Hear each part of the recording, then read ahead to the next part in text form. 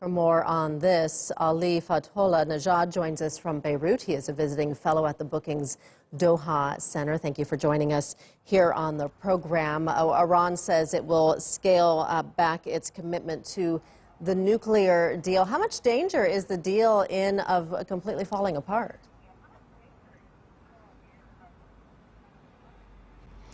Well, the deal has been on the brink of collapse after the U.S. withdrew from it.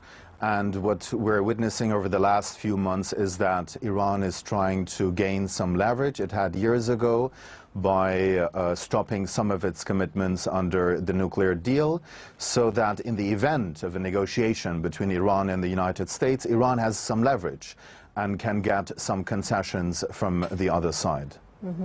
In the wake of these attacks on the two oil tankers in the Gulf of Oman, is the Gulf and the Strait of Hormuz safe? And what happens now? I mean, can this be considered a terrorist attack or even an act of war?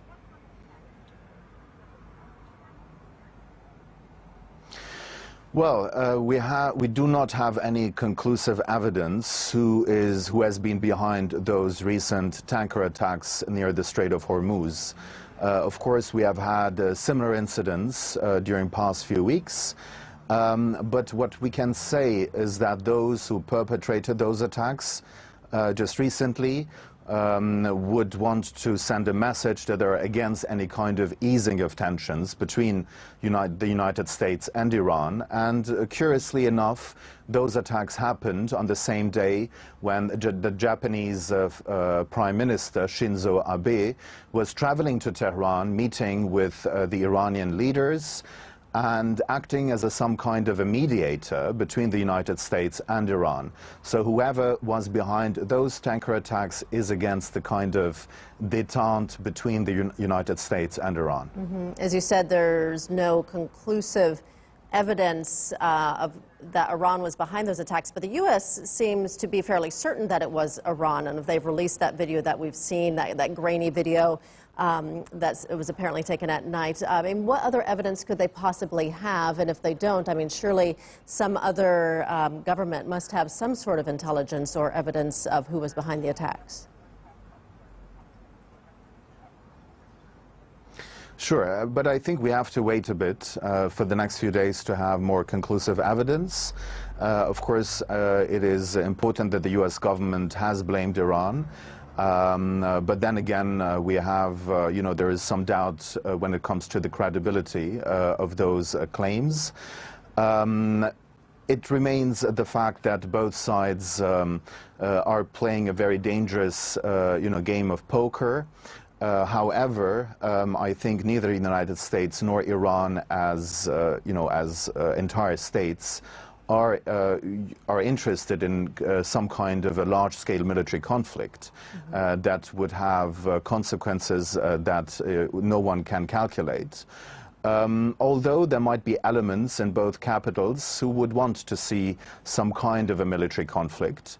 And so we cannot exclude this possibility that also some maybe rogue elements in Iran have been doing this in order to torpedo any kind of mediation, any kind of, by the Japanese, for example, any kind of easing of tensions between the two sides. But still, I think we have, it's unlikely to say that Iran was behind those attacks, because it happened on the same day when, the Japanese foreign minister, as I said earlier, traveled to Tehran to help to ease tensions between the two sides. Do you believe that Iran then is preparing itself for conflict? And if so, what could possibly then ease the tensions between the U.S. and Iran?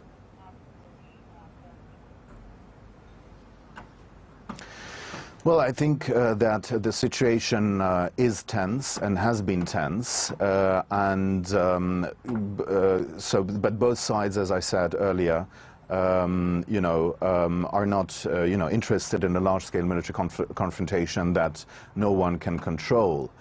But the problem is that there are also differing interests in various capitals when it comes to the question of war and peace. There are elements, as I said, in Iran who, see their interests safeguarded when there is, the continuation of animosity between Iran and the United States. The same is true with elements within the White House. For example, National Security Advisor John Bolton. So what we need now is, to remain calm and to seek some kind of dialogue, although in this kind of situation this seems to be very difficult and for some even unrealistic, but I think the only way forward would be some kind of regional dialogue from happening on one side, between Iran and the other side of the Gulf, and on the other side some kind of dialogue happening between the United States and Iran. All right, Ali Fathollah-Nejad joining us from Beirut. Thank you for your time.